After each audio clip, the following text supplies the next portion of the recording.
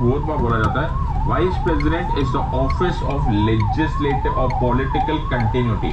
Political continuity के office है, और ये स्ट्रक्चर इसलिए हमने बड़ा स्ट्रेंजली हमने इसको देखा, ये बड़ा स्ट्रेंज अरेंजमेंट है। You are an executive and still you are becoming the chairman of the legislative, that is the Rajya Sabha.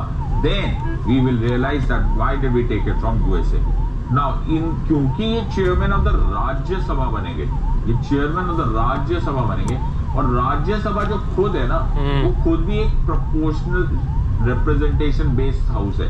In other words, Uttar Pradesh से बहुत ज्यादा लोग आएंगे, बिहार से काफी लोग आएंगे, गोवा से बहुत कम आएंगे, आसाम से मॉडरेट आएंगे ना। हो क्या रहा है? Despite of that, do you realise that even in the Rajya Sabha you will have different states having different number of people being sent as members of the parliament. Now within the Rajya Sabha, now why was Rajya Sabha made in the first place?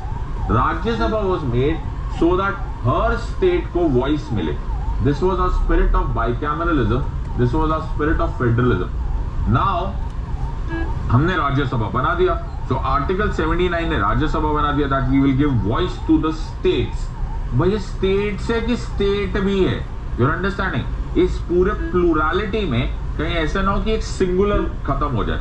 So Goa goes to this राज्य सभा and Goa says I want my voice, but it can be dominated by large states like Uttar Pradesh, Bihar, Madhya Pradesh, Rajasthan, जिनके members sent to the parliament will be hugely more as compared to Goa or the smaller state. तो हमने बोला कि अगर Rajya Sabha is the voice of the state तो सबको बराबर का मौका मिले ना, और जब सबको बराबर का मौका चाहिए तो it is crucial that the chairman becomes a non playing captain. In other words, he should not belong to any particular state, otherwise उस स्टेट का बायस हो गया, there will be bias in that favor, right? Now therefore हमने speaker के जैसे नहीं किया. Speaker होता ना, ये अगर स्पीकर ऑफ द लोकसभा का सिचुएशन होता तो what do we do with the speaker of the Lok Sabha? We say we will get the speaker from amongst the members of the Lok Sabha, but we don't do it for Rajya Sabha. We get him from outside the Rajya Sabha, और यहाँ पर एक crucial role play करते हैं the vice president of India. He is therefore elected by an indirect method called as the electoral college. Okay, again the method is proportional representation, single transferable vote and secret ballot. लेकिन इस indirect election का एक बड़ा surprising बात है, that is the electoral college जो बना हुआ है, it comprises only of the members of parliament. अब कितना सरप्राइजिंग लिंकिंग हो रही है.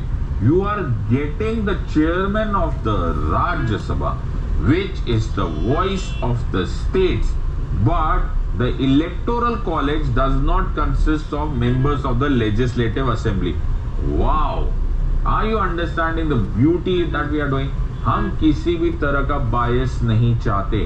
हम नहीं चाहते उत्तर प्रदेश starts dominating, हम नहीं चाहते मध्य प्रदेश starts dominating. हम चाहते हैं it is only within the house. Okay, so the point here is that we don't want any kind of interference from legislative assemblies. The electoral college will consist of only the members of parliament.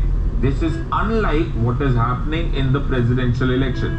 The presidential election was dependent upon not only the electoral college was comprised not only of members of parliament but members of Vidhan Sabhas